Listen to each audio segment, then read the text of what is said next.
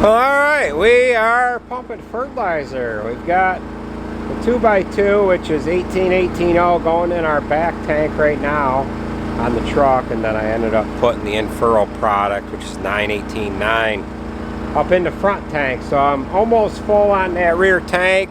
And after I get everything full, I'm going to pull the corn planter around the front of the shop.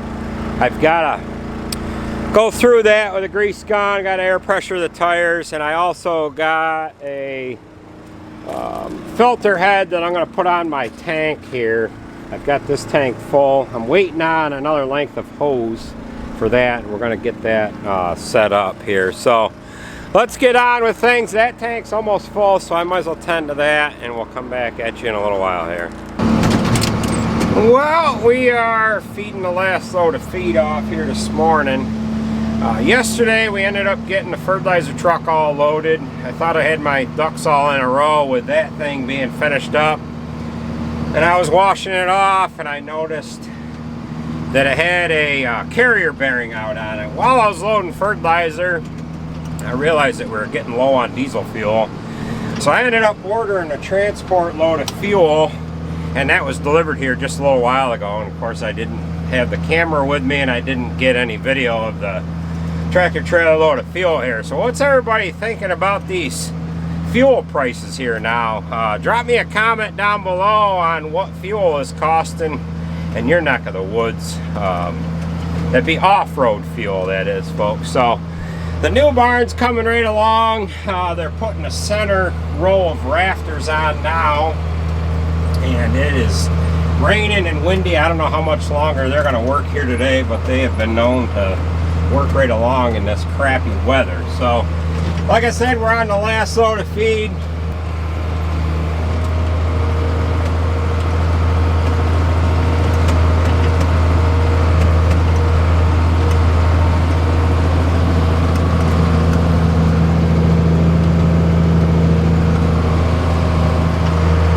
With this rain, I think Andrew's going to be a little disappointed.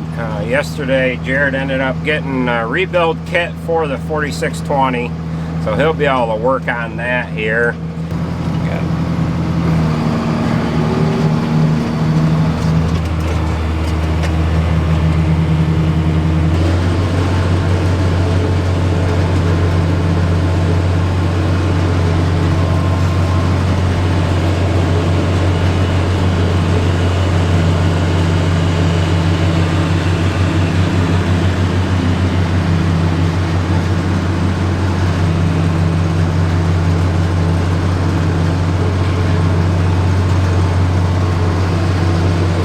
There's Roger. He loves being on camera.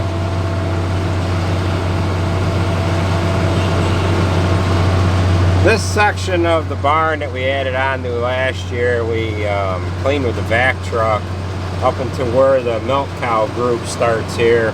This milk cow group, we actually cleaned with the alley scraper. So we're in barn 8 right now. We've got heifers on one end here, and the milk cows are in the rest of the barn here. So windows are a little fogged up here.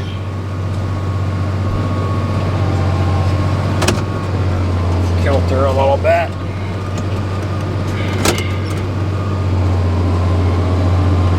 The vac truck's just entering the other side of the barn. On this end here, there's about 100 feet. They have the heifers in it. These are bred heifers here.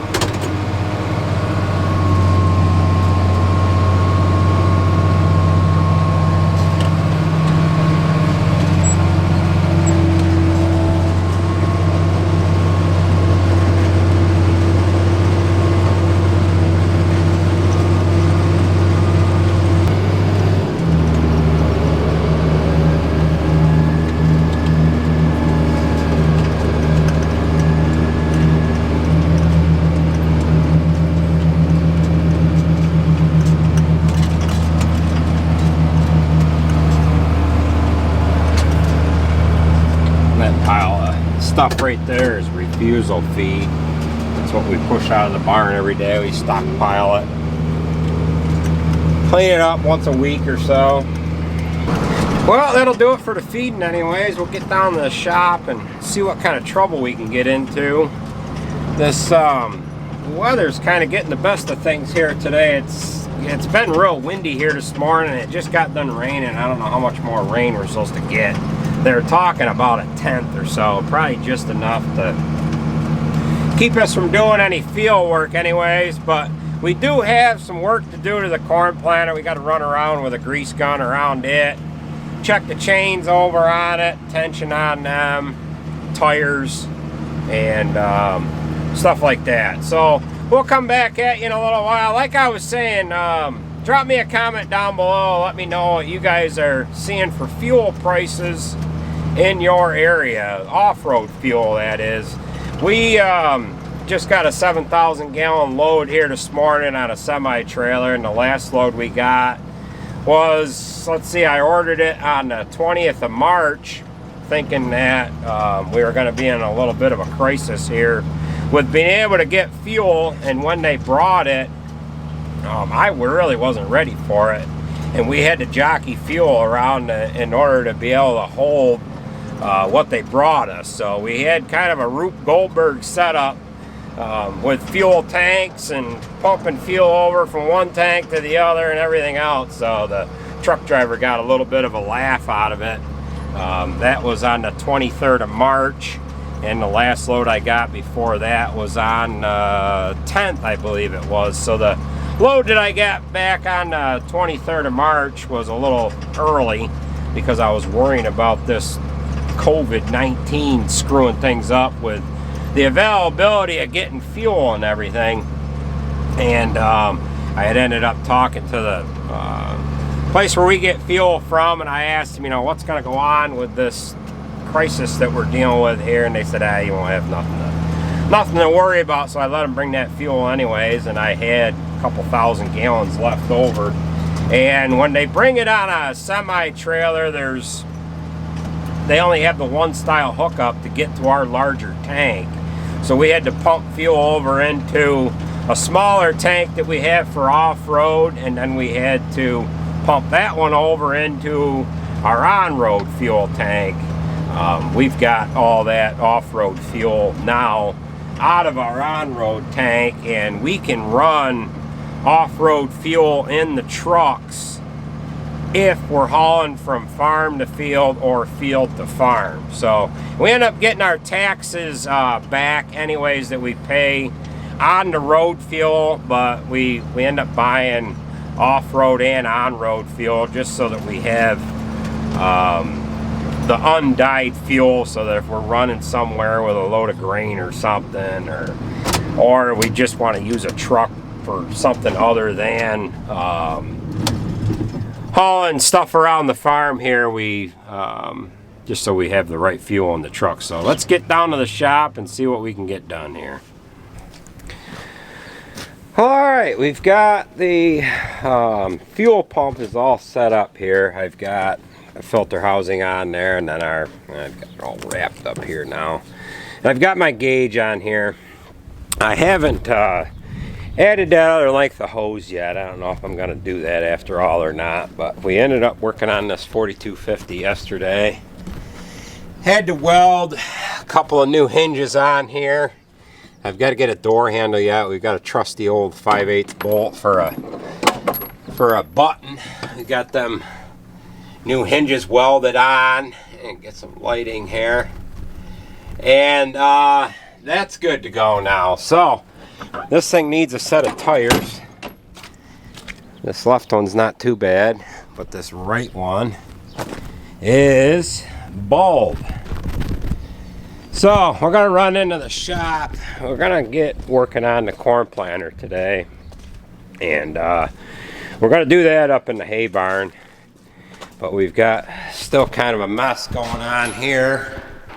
We've got a hanger bearing, carrier bearing that went out on this truck, and Roger's getting ready to paint everything here. And then once that gets all painted, then we can start organizing this here. So we've got to get this drive shaft back for this today. In the meantime, that's going to have to get covered up. So we're going to step over in Jared's project here, he ended up getting his engine rebuild kit, and everything is a freaking mess here. So he's got a remanufactured head. Let's see, we got connecting rods there.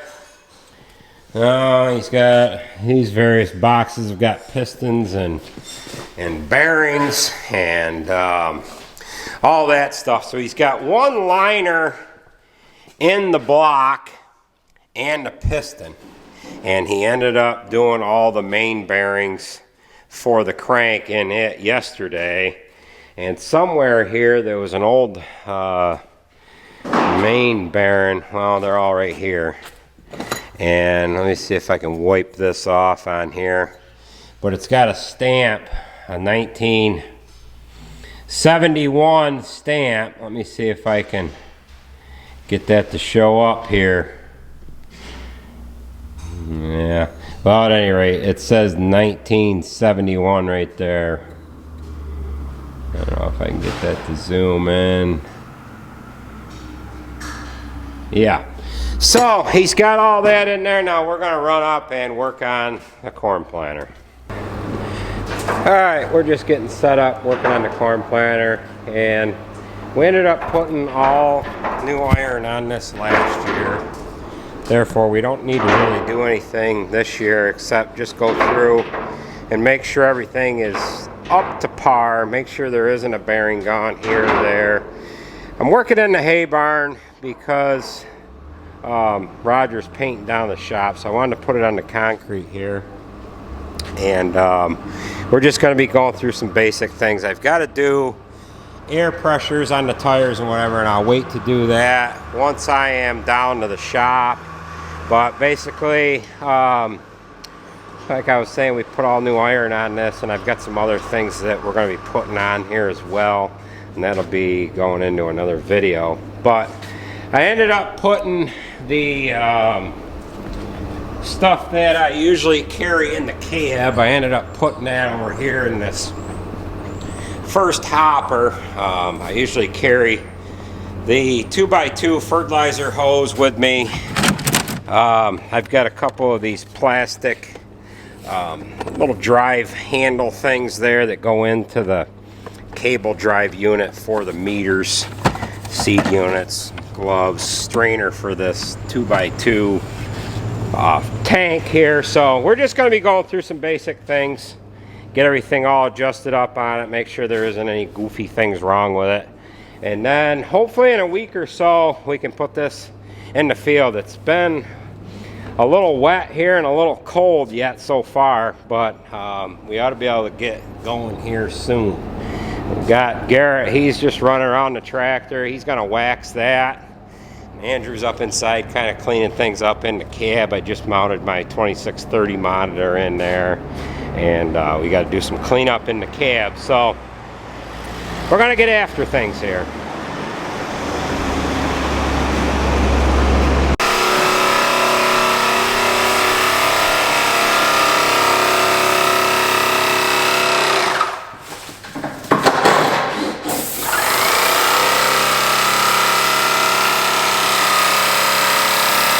Better the paintbrush off. Way better, Bob. Wow. I'll have to get a new pair of glasses after this.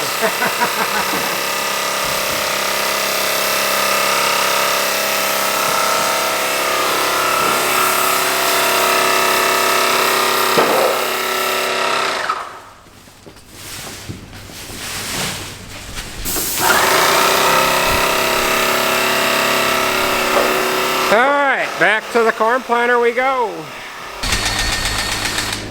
Alright, we're putting the finishing touches on the corn planter here. Andrew's just running around with a grease gun now. I ended up replacing a lot of these fertilizer tubes here. They're kind of a pain in the ass. I usually carry a roll of this stuff with me. For whatever reason, they'll get kinks in there. Maybe you grab in to get into some mud or something, and it usually folds them up a little bit, and you have to replace them. Here's one here. It's got a little bit of a crease in it, and it just bothers me a little bit when that happens because I worry about an adequate flow amount coming out of these. So I had to replace probably I don't know, 9 or 10 out of the 16 here, but he's just got a little bit of greasing left to do here. We've got trouble with these Zerks here once in a while. They don't like to take grease, so usually if you just whack on this pin with a hammer, it'll take care of it, or you can put it all the way down. It takes the pressure off of them, so he's having a little bit of trouble with them there. I've got to go through and take these seed discs here, and I've got to open the compartment up there and check them out. But other than that, that's just going to about do it. Garrett's just about done doing the windows and waxing the tractor, and then that'll about do it for the corn planter here. Okay, right now we're working on the last of the adjustments that we need to do to the corn planter, and what we're doing is we're adjusting these gauge wheels. We're adjusting the clearance between them and the actual seed disc. So this one here is not too bad. I've had to adjust every single one of them so far. This one seems to be touching pretty good, but it needs to be moved in just a little bit. So loosen this 16mm bolt up here, and then there is an adjuster, a threaded piece on the inside of the arm, and then you can turn that to either set your wheel in or out. In this case here, we want to set it in a little bit just so that we're not allowing any dirt to come in on that trench before it's actually got the seed where it needs to be, and therefore you're not getting any, you don't want to get any trash in there as well. So we're just going to adjust this up a little bit. We've got, what have we got? 3 more left to do here. So this one seems to be pretty good now. We've got it touching and scrubbing the actual seed disc itself. I started on the right hand side of the planter, and I've moved down through, working from right to left. So this one's pretty good, and then we've just got a couple more things to do, and then we're going to be done. Alright, we are just about done with the work on the planter. Last year I ended up putting a spike-toothed closing wheel on the planter. Now we're kind of in poor lighting here, so I'll try to show you these best I can. And I'll put a card up above here from the video that I did last year on this corn planter when we put these wheels on here. Now originally I only ordered 17 of them. I ordered one for a spare. This is a 16-row planter, and I was going to run the rubber wheel on the one side and the toothed wheel on the other. And I liked how well of a job they did, and I said, you know what, I think I'm losing out here a little bit. I better order the other one. So I ordered the other one right away, and we didn't even plant that much with just the one wheel on there before we ended up adding the other one. Now from that video from last year, I sent Schaefer a link to that video, and I said, hey, check this video out that I did on your wheels. And Paul Schaefer ended up getting a hold of me. He was tickled with the fact that I did a video on it, and a lot of you seen it, whatever. So he sent me some other stuff, and we're gonna get into opening that stuff up. But this stuff here is going to be in another video, but I'll just kind of show you what that is, and then you can look forward to seeing how this stuff works in a future video. But we'll go ahead and open these boxes up here now, and then we're going to close this video out. And then in the future, as we get using these wheels, we can kind of evaluate them from time to time. Actually, I don't know. I'm saying wheels. I don't even know what the heck he sent me here. So I think he sent me some seat opener discs, and I think he's got another kind of a closing wheel in there. And then what we'll do is we'll be able to document what row they're on. It's only enough for 1 or 2 or 4 rows or something. So let's go ahead and get these boxes opened up, and then we can kind of show you what you can look forward to in the future here as we get planting corn. I'm hoping to be planting corn in a week or so here. So let's go ahead and get this stuff opened up here. Okay, the lighting's not the greatest here. So this box here I already had opened. And what this is a 4-link closer kit for a John Deere 7200 and up. All cast zipper. Closing wheel for the left side. Cast wheel for the right side. Complete cast Mohawk wheel with hub and assembly. There's 2 of them. So there's just some additional instructions here on how to put this all together. So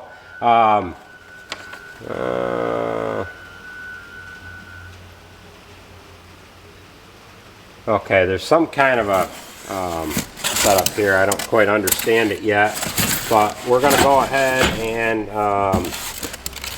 get this stuff out of the box. So it's Schaefer. We got a left wheel here. We got a right wheel. There must be some linkage arms or something in here, so there's enough of them for 2 rows. And what else do we have here? Okay, we've got some other items in here.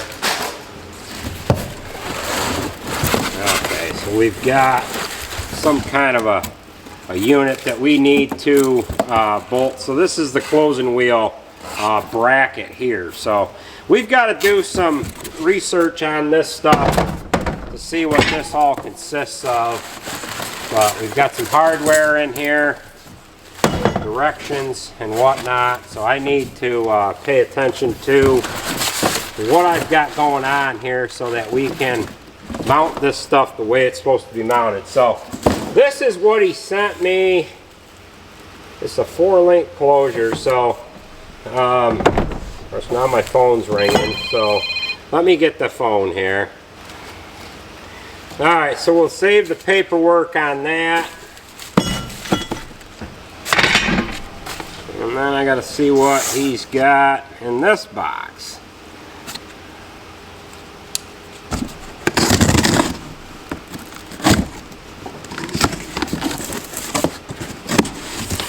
I think he's got the same thing in here. So it's another zipper wheel mounting instructions.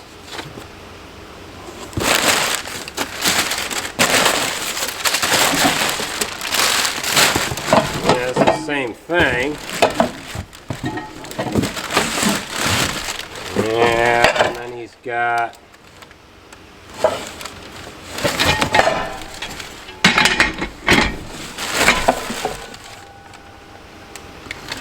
what he's got here is a seed opener disc.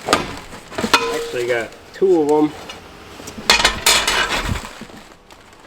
I don't know, only 1, 2 and 1. I don't know what the heck we're doing here. So, yeah, I gotta figure that out. So that's that. Now we got one more box to open up here, and I'm not sure what is in this one.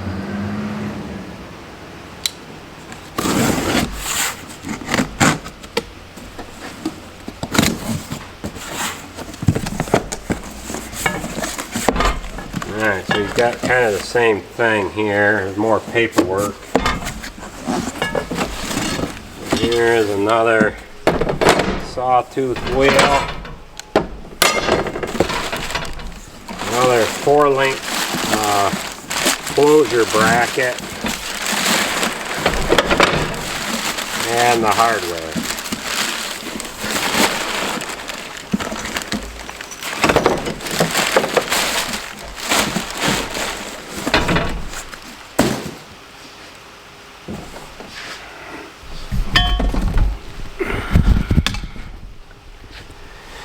Alright, so we've got these items here that we've got to figure out what we're going to do with and get that mounted up here on the corn planter, and we're going to set it. We're actually going to set a closing wheel up on the oh, like number 4 maybe. Number 4 here, and then I'll do another closing wheel right near the track of the tractor, like on maybe number 7, 4 and 7 or something like that. And then that'll give us an idea, you know, the job that it's going to do here. So we'll kind of stagger that a little bit to get kind of a little bit of a demonstration of how that's going to go and see how that makes a difference. So let's go ahead and get that stuff mounted. Like I said, that's going to be in a future video here. So with that being said, folks, that is going to do it for this video. I want to thank you for watching. Remember, leave me a thumbs up. Drop me a comment down below, and we will catch you at the next video. I got something in my eye here or something. I don't know what the hell that is. Is something on the camera?